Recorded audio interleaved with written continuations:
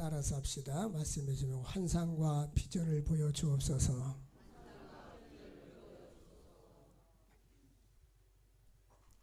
어느 조각가가 아들에게 물어봤습니다. 큰 돌 앞에 세워놓고 이 돌 속에 무엇이 보이냐? 라고 물었더니 그 아들은 이 돌 속에 조각상이 보입니다. 그 사람이 바로 미켈란젤로입니다. 똑같은 돌을 봐도 돌을 겉모습만 보는 사람이 있고 이 돌을 아름답게 조각하면 어떤 모습이 될 것인가, 그 후에 미래를 보는 사람이 있습니다. 미래를 바라보고 사는 사람들은 바로 꿈과 환상을 가진 사람들입니다. 현실에 안주하는 사람은 지도자가 될 수가 없고 리더자가 될 수가 없고 새 창조의 역사를 이뤄나갈 수가 없습니다. 미래를 볼 줄 아는 사람들은 남이 꿈꾸지 못하는 것을 꿈을 꾸고 불가능한 것을 가능케 하며 새로운 세계를 향하여 도전해 가게 되는 것입니다. 하나님께서는 먼저 사람을 사용하실 때에 꿈과 비전을 주십니다. 나에게 꿈과 비전이 없다면 아직 하나님께 쓰임받는 그릇이 준비되지 못한 것입니다. 하나님은 스가랴에게 꿈과 비전을 주었습니다. 어두운 시대에 이 스가랴는 이스라엘 백성들이 바벨론으로 포로를 잡혀갔다 와서 70년 동안 포로 생활 후에 본국에 돌아왔습니다. 돌아보니 국가가 성이 회파가 되었고 성전도 회파가 되었고 예배드릴 장소도 없었습니다. 또 나라의 모든 기반 시설도 다 파괴된 그러한 상태였습니다. 그때 하나님께서는 스가랴 선지자를 통해서 다시 회복할 것을 약속해주고 회복의 비전을 주셨습니다. 어떤 사람이 질병에 걸렸는데 이 병은 낫을 병이다. 당연히 종합검진이니까 아무 이상이 없다면 사람이 기쁨으로 나옵니다. 당신은 곧 3개월 6개월 후에는 당신은 죽을 거다 하면 사람들이 힘을 잃어갑니다. 왜냐하면 희망이 없기 때문에 그렇습니다. 우리는 하나님께서 우리들에게 회복을 원하십니다. 우리는 이 회복이 영적인 회복, 환경적인 회복, 육신의 질병에서 회복, 삶의 모든 것에서 회복입니다. 우리는 성경에서 보면 회복은 순서가 있습니다. 영적인 회복이 있어야 육적인 회복이 있고 물질적인 회복이 있는 것입니다. 많은 사람들이 순서가 잘못되어 있어요. 중요한 것은 영적인 회복에서부터 시작되는 것입니다. 근데 분명한 것은 하나님께서 그 백성들에게 회복을 위해서 뭐를 요구하시는가? 우리 하나님, 나 건강 회복되게 해주세요. 내 물질적인 거 회복되게 해주세요. 인간관계가 회복되게 해주세요. 이런 회복을 이야기하는데 성경은 하나님을 우리에게 요구사항이 있어. 너가 먼저 할 일이 있다. 그 할 일이 뭐냐면 회개입니다. 회개인데 성결하고 거룩한 삶인 것입니다. 먼저 우리는 내가 회복되기 위해서 내 자신을 돌봐야 합니다. 내가 하나님 앞에 잘못된 것이 무엇이 있는지, 내가 회개할 일이 무엇이 있는지, 이 나라 이 민족 백성들이 잘못되어 가고 있는 것이 지금 무엇인지를 우리가 돌아봐야 하는 것입니다. 많은 사람들이 민족적인 것을 바라보지 못하는 사람이 있고 민족적인 거시적인 눈으로 바라보는 사람이 있습니다.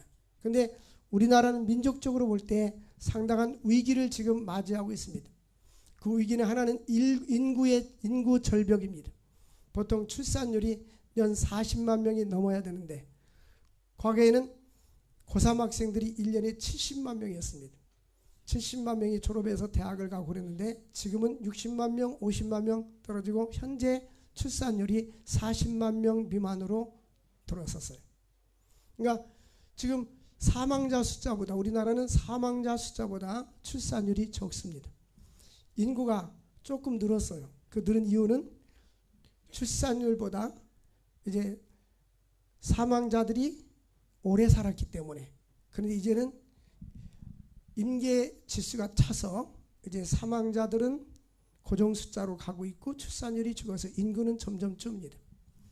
인구가 이렇게 줄게 되니까 어떤 문제가 생기냐면 생산성이 줄게 되고 지난 2017년도 우리나라의 전국 시군구에 있는 초등학교 한 명 입학했든지 한 명도 입학을 안 한 학교가 117개 학교입니다. 이제 117개 학교는 곧 폐교를 해야 될 위기가 있다는 겁니다. 이러한 영향이 중학교, 고등학교, 대학교까지 미치게 되고 전부 다 연계되어 있어요. 사범대학 나온 학생들은 취업 자리가 없고 갈 데가 없습니다. 박사학위를 받아도 교수들도 인원이 감축돼서 갈 데가 없고 대학 운영도 오려지고 중소대학은 문을 닫을 위기에 있게 되고 이런 여러 가지 인구 구조로 인하여서 보면 생산성은 적어지고 이제 복지를 하는데 복지를 받아야 될 사람 많은데 돈을 낼 사람은 적어지고 이런 많은 위기가 발생되고 있어요. 어쨌든 이건 누구나 다 생각 있는 사람들은 다 알고 있습니다. 그러나 이런 사회적인 위기보다는 더 큰 위기가 있습니다. 그것은 바로 사회적인 정신적인 신앙적인 위기입니다. 미국 고든 코넬 대학 앨런 블룸 교수가 그의 책 미국 정신의 종말이라는 세계에서 미국이 세계 제일의 강대국이면서 어느 나라보다도 복을 많이 받았는데 현재 타락의 온상제가 된 이유가 뭐냐? 기독교적인 가치관이 상실되었기 때문이라고 지적했습니다. 미국은 기독교 신앙 위에 세워졌고 달러에도 우리는 하나님을 믿습니다라고 영어로 쓰여져 있습니다. 그리고든 대통령이 되면 지금도 성령책에 손 얹고 선서를 하고 있습니다. 그런 기독교적 가치관을 가지고 있는 그 나라도 이제는 과거에는 학교에서 주기도문을 했는데 주기도문을 못하게 사라져버렸어요. 프랑스 언론인 에릭 제무르도라는 사람은 프랑스의 자살이란 책에서 지금 프랑스가 자살의 길을 걷고 있는 가장 대표적인 이유는 두 가지로 지적했습니다. 하나는 이슬람의 허용, 또 하나는 동성애의 용납입니다. 어저께 우리나라 동성애 퀴어 축제의 날로 선포해서 기독교에서 많은 반대가 있었습니다. 보통 사람들은 우리 일 아니니까 동성애해도 괜찮지, 나하고 아무 관계없지 라는 생각을 하지만 그 동성애 문제가 우리 가족의 문제가 될 수가 있고 우리의 자손들이 거기에 빠져들 수도 있다는 이야기입니다. 영국의 기독교 법률센터 대표인 안드레아 윌리엄스 변호사가 한국을 방문해서 5년 내에 한국의 기독교가 문을 닫기 시작할 것이다 라고 매우 충격적인 말을 했습니다. 그 이유는 하나님의 말씀이 무너져가고 있기 때문이라고 지적하고 있습니다. 영국 교회가 낙태법 폐지와 동성애에 대해서 침묵해서 무너졌습니다. 한국도 예외가 아닙니다. 지금 우리 기독교는 성경에 위배된 것에 대해서는 단호히 아니라고 말할 수 있어야 하는 것입니다. 하나님이 말씀이 아니라는 것은 아니어야 됩니다. 그런데 우리 기독교인들이 신앙의 정체성을 잃어버리고 있습니다. 하나님께서는 오늘도 우리에게 요구하시는 것이 바로 회개입니다. 우리나라 이 나라 이 민족이 하나님 앞에 회개하고 돌아와야 하는 것입니다. 그래서 이 회개는 뭐냐면 성결된 삶, 성경적인 가치관에 가치를 두고 사는 삶을 말하는 것입니다. 하나님께서 3절에 이렇게 말씀합니다. 너희는 내게로 돌아오라.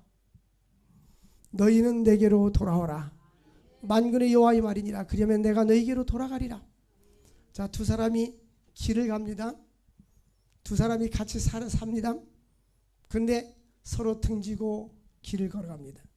등지고 길을 걸어가면 등을 졌기 때문에 시간이 갈수록 점점 멀어집니다.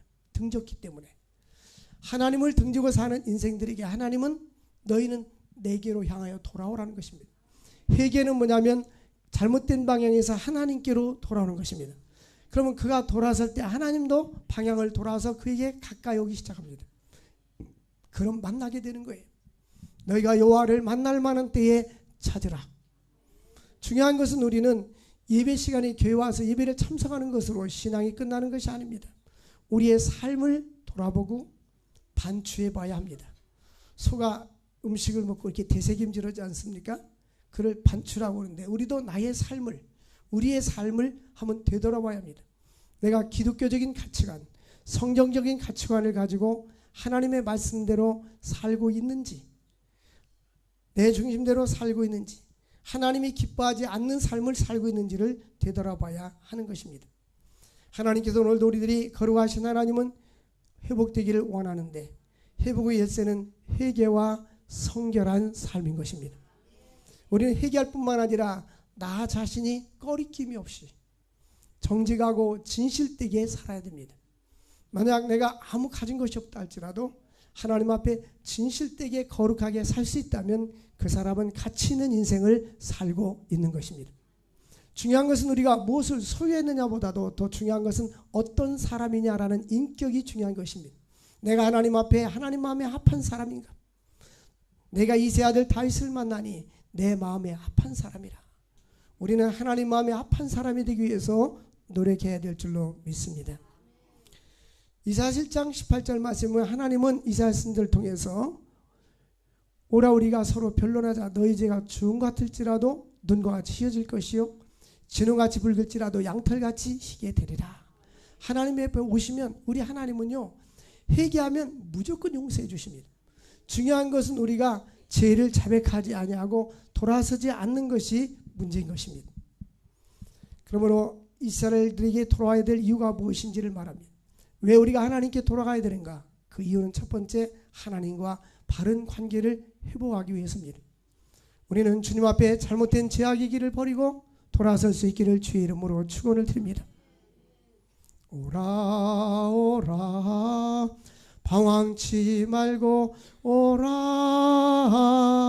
죄 있는 자들아 이리로 오라. 우리는 시간이 흐르면서 순수성과 성결성과 거룩성이 상실되어 가고 있습니다. 죄악에 물들어가고 있는 이 시대에 하나님께로부터 하나님과 바른 관계가 회복될 수 있기를 바랍니다.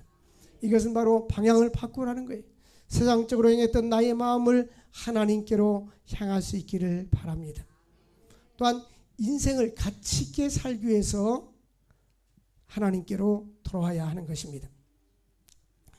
5절 말씀 보면 한번 같이 읽겠습니다. 1장 5절 시작.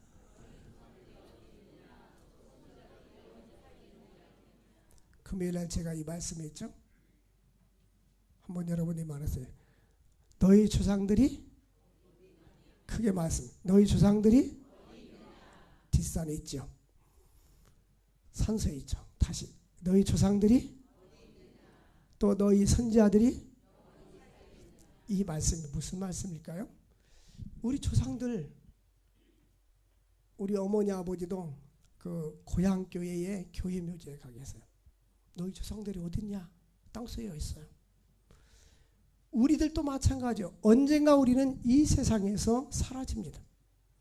이 세상에 영원한 것은 아무것도 없습니다.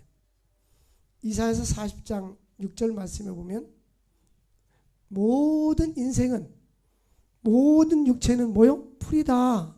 모든 육체는 풀이요. 그 모든 아름다움은 들이봇과 같도다. 꽃과 같도다. 우리 인생은 봄에 풀이 싹이 나서 가을에 여름에 가을에 겨울 되면 시들 없어지잖아요. 꽃은 뭡니까? 얼마나 아름다워요. 그거 좋잖아요. 근데 이 영광은 잠깐입니다. 우리가 세상에 어떤 일을 겪어봤잖아요. 세상에서 무슨 장을 하고 반장도 하고 회장도 하고 뭐 국회의원도 하고 대통령도 할지라도 그건 다 그 영광은 잠깐 지나가지 않습니까? 우리나라 전직 대통령들 한번 쭉 생각해 보시죠. 다 우리 인간의 모든 것은 아름다운 들이꽃과 같다는 거예요. 믿습니까? 그렇게 믿어집니까? 어떤 목사님이 아멘 하니 그럼 맞습니까? 그렇게 말해요. 우리 인생이 죽는다는 거 여러분 인정합니까? 우리 인생이 들이꽃과 같다는 거 믿습니까? 잠시 사라져요. 잠시 머물 이 세상은 헛된 것들 뿐이니 우리는 잠시 사라져요. 한번 여러분들 마음속으로 시계를 그려보십시오. 어떤 목사님이 시계를 그려놓고 그 인생 오후 5시를 그려놓고 나의 인생은 석양에 와 있다. 인생을 갖다가 어떤 분은 사계절로 비유했어요. 유년기의 어린 시절, 청년기의 여름과 같은 청년기, 가을과 같은 장년기, 결실기, 노년과 같은 겨울. 우리 인생은 반드시 누구에게 겨울이 옵니다. 잠시라는 사실입니다. 그래서 스가랴 선지자는 너희 조상들이 어디 있느냐라고. 여러분 우리 조상들이 어디 있냐라는 것을 자꾸 반추하면서 이 조상들은 어떤 사람입니까? 하나님의 말씀대로 순종해야 되고 하나님의 말씀대로 살아야 되는데 인간 중심으로 살고 하나님 말씀으로 살지 않던 그 조상들 지금 어디 갔느냐. 우리에게 적용한다면 우리가 지금 내 뜻대로 내 인생대로 내 주관대로 인생을 살지만 우리도 때가 되면 이 세상을 떠나게 됩니다. 성경은 하나님의 말씀대로 살아라는 거예요. 하나님의 말씀 따라 살다가 하나님 나라 갈 수 있기를 주의 이름으로 축원을 드립니다. 여러분 후손들에게 물어볼 겁니다. 당신네 조상들은 어디 갔느냐? 우리가 이 세상을 다 떠나면 우리 후손들에게 당신들의 조상은 어디 가 있느냐? 이 세상 떠났습니다. 중요한 것은 어떻게 살다가 가느냐가 중요한 것입니다. 그러므로 스가랴 선지자는 포로를 후에 본토에 와서 이제 그들이 정착할 때에 성전을 건축하기를 중단하고 있었습니다. 그들은 세상 일에 너무나 바빴습니다. 하나님에 대해서 무관심했습니다. 영적으로 무감각해져 있었습니다. 그들에게 경각심을 주기 위해서 그들에게 이란 말씀하고 있습니다. 내 마음속에 주님을 사랑하는 마음이 상실됐다면 주님을 사랑하는 마음이 회복될 수 있기를 바랍니다. 주님을 향한 뜨거운 열정이 사라졌다면 열정이 회복될 수 있기를 바랍니다. 기도하는 시간이 사라졌다면 기도 시간이 회복될 수 있기를 주의 이름으로 축원을 드립니다. 하나님께서 인생을 가치 있게 살기 위해서 돌아와야 된다.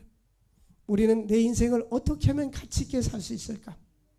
지금 내가 이렇게 사는 것이 가치 있는지, 아니면 하나님의 말씀대로 사는 것이 더 가치 있는 것인지, 우리는 어떻게 사는 것이 내 인생에 가치 있는 삶인지를 한번 깨달을 수 있기를 바랍니다. 하나님이 나에게 주신 시간을 주를 위해서 살아야 되는 거예요. 하나님이 내게 주신 건강과 물질과 나의 재능을 주를 위해서 써야 됩니다. 약하고 가난한 자를 도우며 복음을 위해서 살고 또 해외 선교를 위해서 일할 수 있어야 되는 것입니다. 하나님은 우리에게 그렇게 살라고 명령하고 있습니다. 너는 온 천하에 다니며 만민에게 복음을 전파하라. 믿고 세례를 받는 자들은 구원 얻을 것이요 믿지 않는 자들은 정죄를 받을 것이라고 말씀해주고 있는 것입니다. 베드로는 베드로전서 1장 24절 25절에 구약의 이사야 선지서를 인용해서 이렇게 말씀하고 있습니다. 모든 육체는 풀과 같다. 그리고 그 모든 영광은 풀이 꽃과 같다. 풀은 마르고 꽃은 떨어지되 오직 주의 말씀은 세세토록 있도다. 영원한 것이 아무것도 없어요. 이 세상에 영원한 것은 아무것도 없어요. 잠깐 지나가 버리면 끝입니다. 근데 사람들은 영원할 것처럼 생각해요. 영원히 살 것처럼 생각합니다. 나도 모르게 죽음이라는 두 글자가 문턱에 딱 다가오면 후회도 늦는 거예요. 여러분 한번 인생을 다시 한번 설계해 보시기 바랍니다.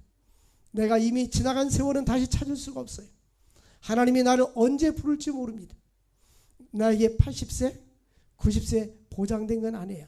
이거는 나의 생각입니다. 하나님이 어리석은 자여 오늘 밤에 내가 내 영혼을 도로 찾으리니 그리하면 네가 모았던 재물이 누구것이 되겠느냐고 질문합니다. 우리의 생명은 하나님의 손에 달려있는 거예요. 그러므로 잠시 머물 세상에서 가치 있는 삶을 살기 위해서 하나님께 돌아갈 수 있기를 바랍니다. 뿐만 아니라 하나님의 심판을 피하기 위해서 회개하고 돌아갑니다. 범죄하고 하나님을 등지고 사는 사람은 하나님의 심판을 면치 못할 것입니다. 하나님은 사람이 무엇으로 심든지 그대로 거둔다고 말씀했습니다. 두 번째로 하나님은 홍마를 탄 사람 환상을 통해서 그 백성에게 위로와 소망을 주십니다. 이 8절에 보니까 내가 밤에 보니 라고 됐어요. 하나님은 밤에 환상을 보여줬는데 한 사람이 붉은 말을 타고 골짜기 속 화상나무 사이에 섰는데 그 뒤에 붉은 말과 자줏빛 말과 백마가 있더라. 여기 보니까 이 한 사람은 누구냐면 한 사람이 붉은 말을 탔어요. 이 붉은 말은 전쟁 피를 상징합니다.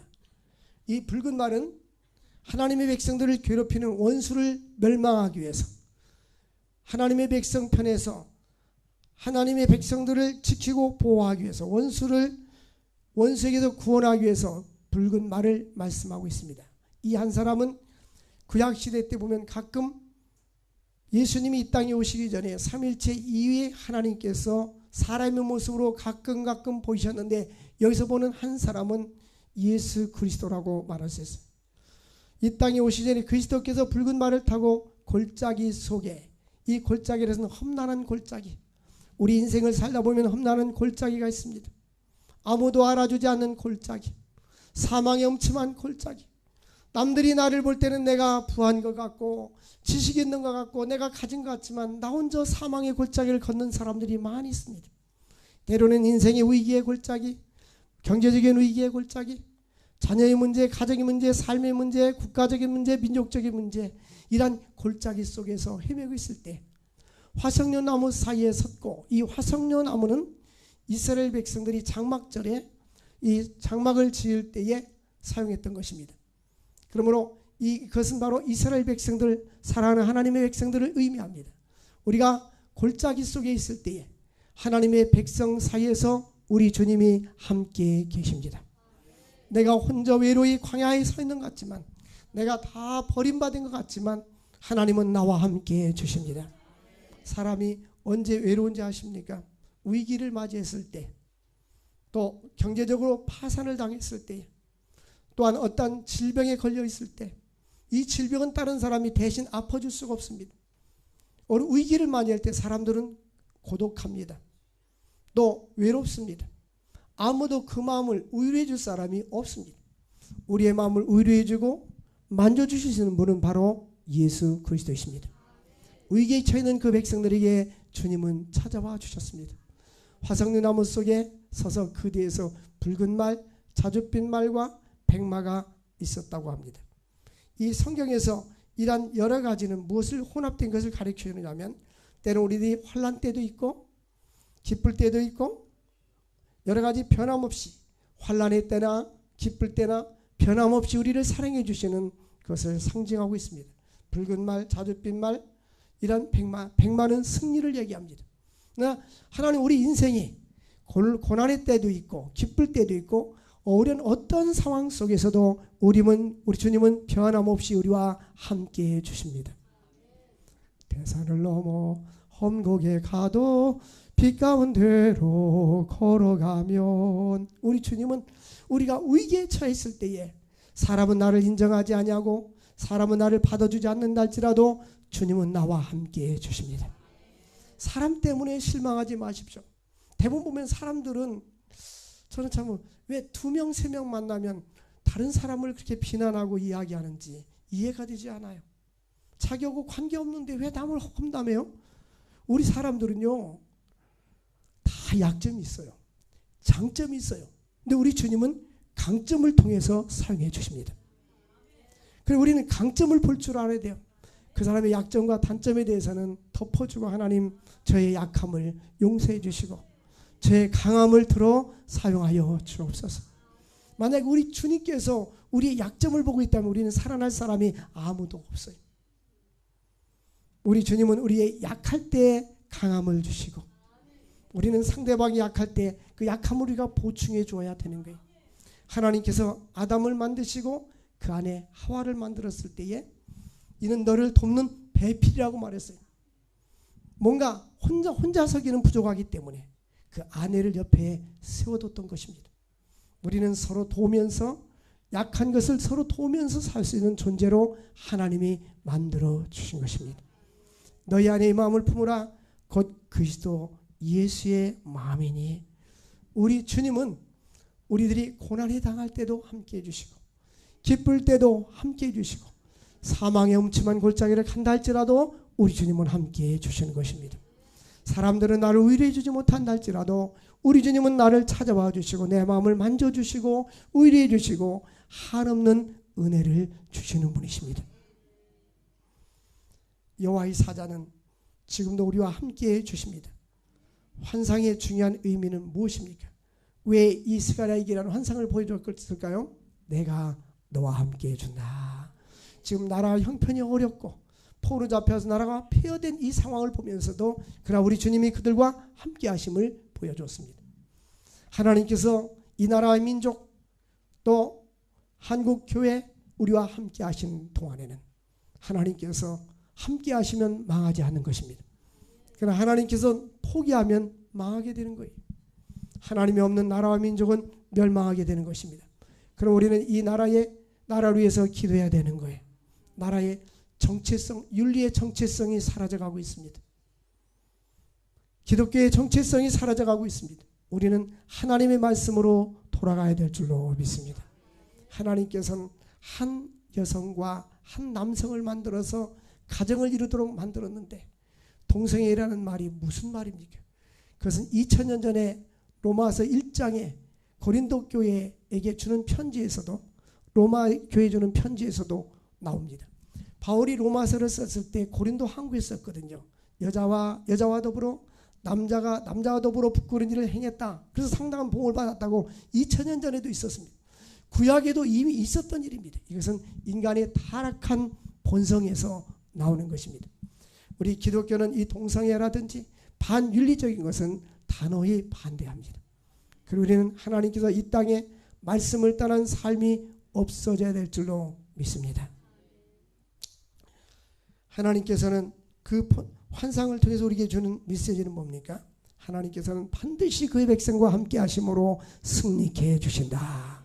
하나님은 우리를 승리로 이끌어 주시는 것입니다. 이 땅에서 승리는 세상적인 다른 명예, 부귀 이런 승리가 아닙니다. 영적인 승리인 것입니다. 사탄 마귀와 싸워 승리하고 세상과 싸워 승리하고 예수의 이름으로 승리하는 승리를 가질 수 있기를 바랍니다. 뿐만 아니라 하나님은 우리의 삶의 주인이 되십니다. 그러므로 그의 백성들을 복된 자리로 인도해 주시는 거예요. 우리 하나님께서 축복된 자리로 어그러진 길을 가지 않고 바른 길을 가도록 인도해 주시는 것입니다. 그리스도께서는 세상을 심판하고 하나님의 나라를 완성하기 위해서 때가 되면 이 땅에 재림할 것입니다. 주님은 반드시 이 땅에 다시 오실 것입니다. 초대교회 성도들은 인사할 때마다 주님 다시 오십니다. 따라서 합시다. 주님 다시 오십니다. 마라나타, 주님 다시 오십니다. 주님은 반드시 다시 오십니다. 주님의 재림의 날에 기쁨으로 설 수 있기를 주의 이름으로 축원을 드립니다. 그리스도인들은 하나님 주시는 비전과 환상을 가져야 합니다. 오늘 8절에 보니까 내가 밤에 보니 그랬습니다. 이 밤에 본다는 말은 하나님께서 낮에 환상을 준 것이 아니라 깜깜한 밤에 환상을 주셨습니다. 우리는 때로는 절망적이고 힘들고 어렵고 소망이 없지만 우리 주님께서 꿈과 비전과 환상을 준다면 일어설 수가 있는 것입니다. 깊은 밤이 지나면 밝은 새벽이 옵니다. 사랑하는 성도 여러분, 육신의 질병으로 인해서 삶의 위기를 맞이해서 여러 가지 어렵고 답답한 일을 당한 사람이 있습니까? 주님께로부터 환상과 비전을 받을 수 있기를 바랍니다.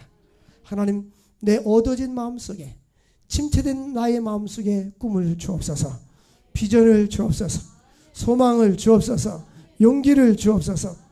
묵시가 없는 백성은 망한다라고 말하고 있습니다. 우리 주님께서 깜깜한 밤에 스가랴에게 환상을 보여준 것처럼 우리가 인생이 힘들고 어려운 깜깜한 인생의 밤을 맞이했을 때에 주님께서 비전을 주시면 우리는 비전을 가지고 나아갈 수가 있는 것입니다.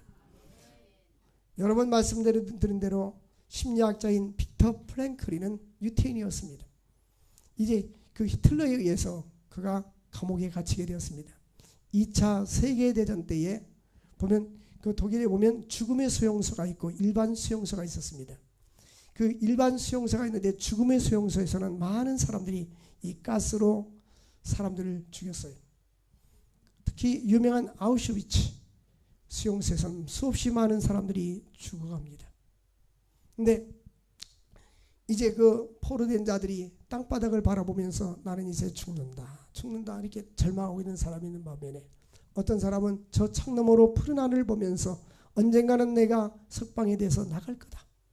이제 빅터 프랭클은 나는 언젠가는 자유스러운 몸이 되어서 내 사랑하는 아내를 만나고 내가 세계를 다니면서 강연할 거다라는 꿈을 가졌습니다. 그가 절망적일 때는 언제냐면 그가 마지막 반지를 끼고 있었는데, 결혼 반지를 끼고 있었는데 그 반지를 볼 때마다 언젠가는 이 나에게 반지를 준 내 사랑하는 아내를 내가 만날 것이라는 소망을 가지고 있는데 간수장이 들어서 뺏어가 버렸어요. 그때 분노가 솟구쳐 있었습니다. 그럼에도 불구하고 그를 용서하고 언젠가는 나는 나가서 자유로운 몸이 될 거다라는 비전을 가지고 있었습니다. 많은 사람은 죽어갔지만 결국 그는 살아서 해방과 함께 2차 세계대전이 끝남과 함께 해방이 되어서 살아났습니다. 그런 심리학자가 돼서 많은 사람들에게 의미요법이라는 것을 개발해서 지금까지 그 영향을 받고 있습니다. 사람은 어떤 의미를 갖고 사느냐, 어떤 목적을 가지고 사느냐가 중요한 것입니다. 내 마음속에 예수가 있고 하나님 나라가 있고 소망이 있고 영혼을 사랑하는 마음이 있다면 우리는 가치 있는 삶을 살게 되는 것입니다. 이제 사랑하는 성도 여러분, 영혼을 바라볼 수 있는 눈이 열려질 수 있기를 바랍니다. 우리 그리스도인들은 죽으면 끝이 아니라 죽음 후에는 영원한 천국이 있습니다. 영원한 지옥이 있습니다. 예수를 믿지 않는 사람들은 지옥 형벌을 받기 때문에 그들을 불쌍히 여기는 마음이 있어야 합니다. 그가 사회적으로 지위가 높든지 재벌 가든지 관계없어 예수를 믿지 않는 사람들은 가진 것 같으나 가난한 자고 있는 것 같으나 없는 자고 가련한 자입니다. 그러나 예수를 믿는 자들은 약한 자 같으나 강하고 없는 자 같으나 있는 자입니다. 그리고 바울 사도가 우리 안에 예수 그리스도의 보배를 가지고 있다고 말하는데 우리 안에 가장 가치 있는 것이 바로 예수 생명입니다. 이 예수 생명을 사람들에게 증거해 주면서 살아야 하는 것입니다. 하나님은 누구에게 꿈과 비전을 줍니까? 순종하는 사람, 기도하는 사람입니다. 하나님 말씀에 순종하면서 사는 사람들은 꿈과 비전을 주님께서 주십니다. 하나님 말씀 앞에 엎드려 기도하는 사람에게 꿈과 비전을 주십니다. 구약시대 때 다니엘은 사자굴 속에 들어갈 것을 그는 알고 있었습니다. 바벨론에 가서 총리가 되었는데 3명의 총리 중에 다니엘이 가장 우수한 사람이었습니다. 사람들이 그를 찬소해가지고 다른 신에게 절하거나 기도하는 사람은 사자굴 속에 집어넣겠다는 법안을 만들어 통과시켰어요. 다니엘을 죽이기 위해서. 근데 다니엘이 3번씩 기도하니까 그거를 동영상을 찍어서 왕에게 보고를 했어요. 지금으로 말하면. 이제 그는 사자굴 속에 들어가게 됐습니다. 사자들이 우르르 그러는 곳에 다니엘을 집어 던졌습니다. 왕은 그를 죽이고 싶지 않았습니다. 밤새 다리오 왕이 잠을 자지 못하고 아침에 가서 살아계신 하나님의 아들 하나님의 종 다니엘아, 내가 살아있느냐? 왕이여 만세수를 하옵소서. 하나님께서 그 천사를 보내서 사자 입을 막아서 나를 살려주셨습니다. 다니엘을 사자굴에서 끌어내고 그를 참수했던 사람들을 사자굴 속에 집어던지니 땅에 떨어지기도 전에 사자들이 받아가지고 뼈까지 부서져간 것입니다. 다니엘은 하루에 3번씩 뜻을 정하여 기도했습니다. 여러분들도 뜻을 정하여 기도하십시오. 기도하는 사람은 꿈과 환상이 있고 비전이 있고 그 꿈이 이루어지는 것입니다. 요셉은 언제나 하나님 말씀에 순종하는 사람이었습니다. 요셉 해와 달과 11면들이 자기에게 절하는 것을 꿈꾸고 형들에게 말했는데 12형제 중에 11명의 형제들이 요셉을 비난했습니다. 미워했습니다. 요셉을 팔아버렸어요. 그는 애굽에 가서 감옥에 갔지만 거기서 왕의 신하를 만나고 결국 바로왕의 꿈을 해석함으로 국무총리가 되었습니다. 그 꿈은 이루어졌습니다. 그런데 나중에 그 형제들이 기근이 들어서 애굽에 찾아왔을 때 요셉이 자기를 죽일까 봐 두려워했습니다. 그때 요셉은 뭐라고 말씀했습니까? 형들이여, 나를 애굽에 파는 것으로 인해서 두려워하지 마십시오. 하나님은 당신이 나에게 악을 행했지만 선으로 바꿔주셨습니다. 여러분, 꿈을 가지십시오.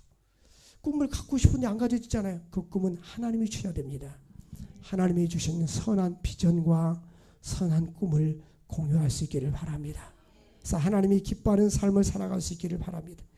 이들에게 준 꿈과 비전은 뭡니까? 약속은 메시아를 보내주겠다. 예수 그리스도를 구원자를 보내주시겠다.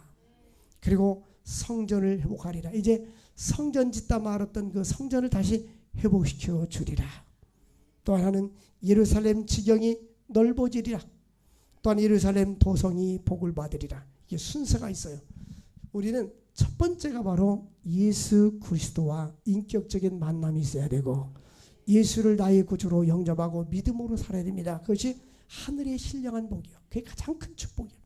그 다음에는 성전 회복인데 성전은 예배 회복입니다. 아직도 예배가 회복이 안 된 사람이 있어요. 귀칙분을 받아서 우리는 하나님 앞에 약속된 시간에 예배를 정기적인 예배를 드려야 돼요. 주일날은 어떤 경우라도 하나님 앞에 나와 산제사를 드릴 수 있기를 바랍니다. 하나님, 나의 몸을 주님께 드립니다. 이 주일날은 하나님의 날이에요. 이 직분을 받은 사람도 주일날 오고 싶으면 오기 싫으면 안 오고, 아직도 이게 미숙하에 불과한 겁니다. 사람은요, 성실해야 돼요. 성실. 신앙생활도 성실해야 되고, 학교생활도 성실해야 되고, 학교에서 교수들이 학생들 채점할 때 A학점, B학점, C학점, D학점, F학점. 근데 대부분 A, B, C 주고 F입니다. 근데 F는 4번 이상 결석하면 자동 F입니다. 근데 이 A학점을 누구 주느냐? 그건 쉬워요. 시험 잘 보고 열심히 하면 주면 되니까. C학점을 누구 주느냐? 이게 너무 힘든 거예요.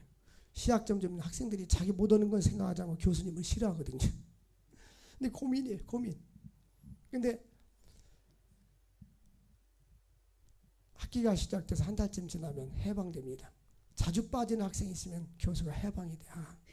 이 학생을 C를 주면 이 학생은 이지시적이라잖아요. 자기가 불성실했기 때문에. 그런 사람들은 쉬워요. 대부분 교수들이 하는 얘기가 바로 그거예요. C학점은 너무 쉽다. 근데 다 열심히 참석하고 열심히 공부했다. 근데 C학점 주려면 좀 미안해요. 공부 못해서 C학점 주는 것도 미안해요. 열심히 하긴 했기 때문에. 무슨 얘기합니까? 성실성. 성실하지 못한 사람은 C학점 받기가 너무 쉽다니까요. 근데 하물며 하나님도 우리를 볼 때에 성실한 것 본단 말이에요. 예배 생활에 성실하십시오. 이쪽은 아멘이 안 들려요. 예배 생활에 성실하십시오. 우리가 어떤 위치가 중요해. 내가 아버지면 아버지 위치, 어머니면 어머니의 위치, 목사님이면 목사님의 위치, 권사님이면 권사님의 위치, 성가대, 교사면 교사 위치, 자기 포지션이 중요한 거예요. 이 자기 위치를 잘 지켜야 돼요. 이번에 월드컵에서 참 기분 좋은 날이 있었어요. 알죠? 세계 랭킹 57인 대한민국이 세계 랭킹 1인 독일을 이겼어요. 2대0으로. 그런데 두 번째 골을 어떻게 했는지 아세요? 골키퍼 없는데 집어넣은 거예요. 왜 그랬어요? 골키퍼가 위치를 이탈했잖아요. 에? 위치 이탈하면 안 되는 거예요. 그 기분이 내가 10년 갈 것 같아.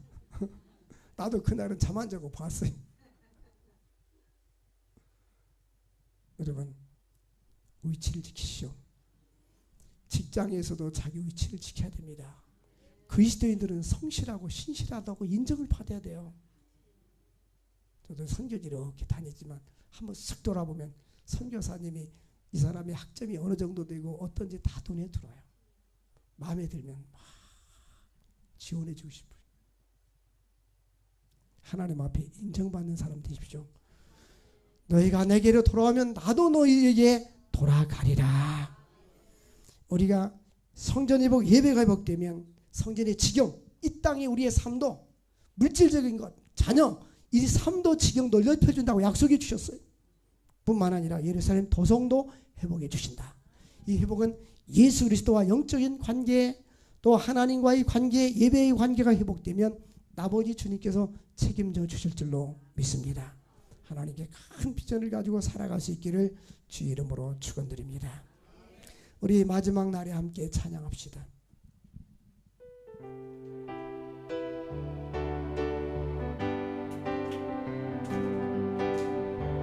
마지막 날에 내가 나의 영으로 모든 백성에게 부어 주리라. 자녀들은 예언할 것이요 청년들은 환상을 보고 아비들은 꿈을 꾸리라. 주의 영이 임하며 자녀들은 예언할 것이요 청년들은 환상을 보고 아비들은 꿈을 꾸리라. 주의 영이 임하며 성령이여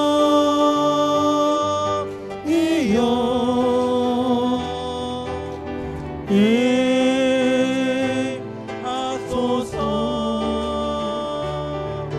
성령이여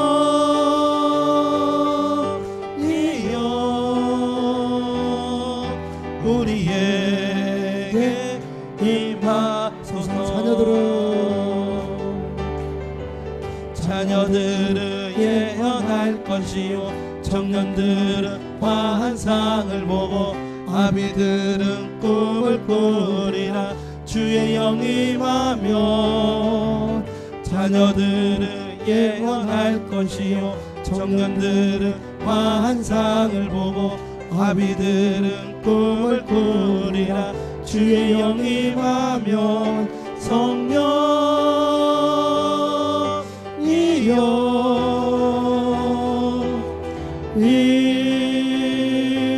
임하소서.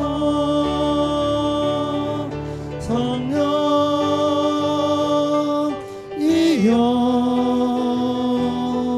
우리에게 임하소서. 우리 꿈과 환상과 비전을 줘서 하나님 나라를 위해서 살아갈 수 있게 해달라고 우리 합심해서 기도합시다. 주여 부르짖고 기도하겠습니다.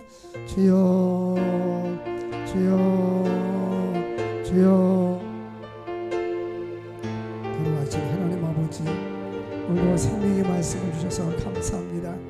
하나님 꿈과 환상과 비전을 주옵소서. 땅의 소망은 진정한 소망이 아니라 하늘의 소망을 가지고 살아갈 수 있는 저희들 될 수 있도록 은혜와 축복 나누어 주옵소서. 믿음으로 사는 저들 되게 하시고 하나님의 영광 가운데 살아갈 수 있는 저희들 될 수 있도록 은혜 나누어 주옵소서. 성령님이 놀라우신 주의 노라 함께하여 주옵소서. 오 주의 영광 받아 주옵소서. 성령님이 함께하여 주옵소서.